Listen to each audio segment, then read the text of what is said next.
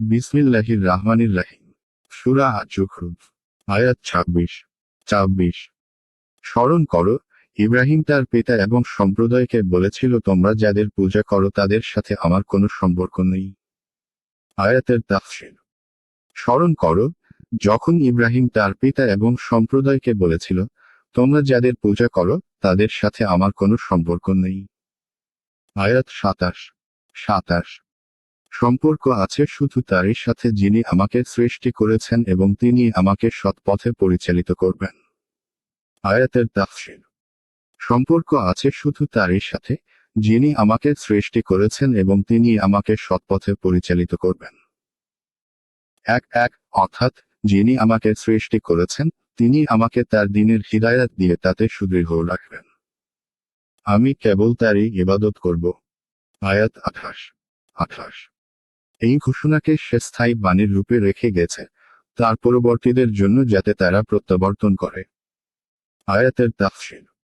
এ ঘোষণাকে সে চিরন্তন বাণীরূপে তার পরবর্তীদের জন্য রেখে গেছে, যাতে ওরা সৎপথে প্রত্যাবর্তন করে।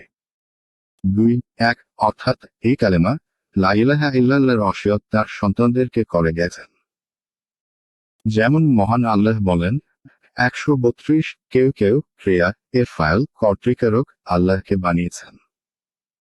অর্থাৎ আল্লাহ এই কালেমাকে ইব্রাহিম আলাইহিস সালাম এরপর তার সন্তানদের মধ্যেও বাকি রাখেন এবং তা হল তারা যেন কেবল এক আল্লাহরই ইবাদত করে। অর্থাৎ ইব্রাহিম আলাইহিস সালাম এর সন্তানদের মধ্যে তাওহীদবাদীদের এই দল এই জন্য সৃষ্টি করেন যে এদের তাওহীদের নসিহতে মানুষ শিরক থেকে ফিরে আসবে। এর সর্বনামের লক্ষ্য মক্কাবাসী। অর্থাৎ হতে পারে মক্কাবাসীর সেই দিনের প্রতি ফিরে আসবে যে দিন ছিল ইব্রাহিম আলাইহিস সালাম এর এবং যে দিনের ভিত্তি ছিল তাওহীদের উপর, শিরকের উপর নয়। আয়াত ২৯। বরং আমি তাদেরকে এবং তাদের পূর্বপুরুষদেরকে সুযোগ দিয়েছিলাম ভোগের।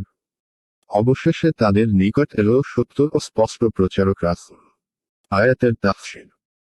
বস্তুত আমি ওদেরকে এবং ওদের পূর্বপুরুষদেরকে উপভোগের সুযোগ দিয়েছিলাম, যতক্ষণ না ওদের কাছে সত্য ও স্পষ্ট প্রচারক রাসূল এলো। এখানে আবার সেই সমস্ত নিয়ামদের কথা উল্লেখ করা হচ্ছে যা মহান আল্লাহ তাদেরকে দান করেছিলেন এবং নিয়ামতগুলো দেওয়ার পর আযাব প্রেরণ করার ব্যাপারে তাড়াহুড়ো করা হয়নি, বরং তাদেরকে পূর্ণ অবকাশ দেওয়া হয়েছিল, যার কারণে তারা ধোঁকায় পতিত হয়ে নিজেদের প্রবৃত্তির বান্দা বনে গিয়েছিল। হক বা সত্য বলতে কোরআন আর রাসূল বলতে মুহাম্মদ সাল্লাল্লাহু আলাইহি ওয়াসাল্লাম কে বোঝানো হয়েছে।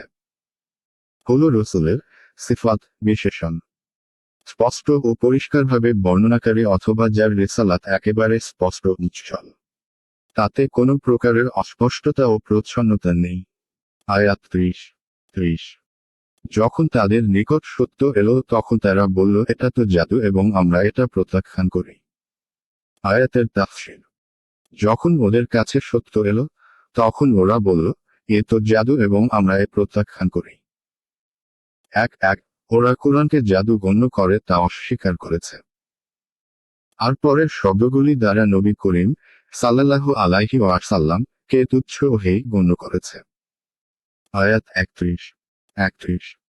এবং তারা বলে, এই কোরআন কেন অবতীর্ণ করা হলো না দুই জনপদের কোনো প্রতিপত্তিশালী ব্যক্তির উপর। আয়াতের তাফসীর।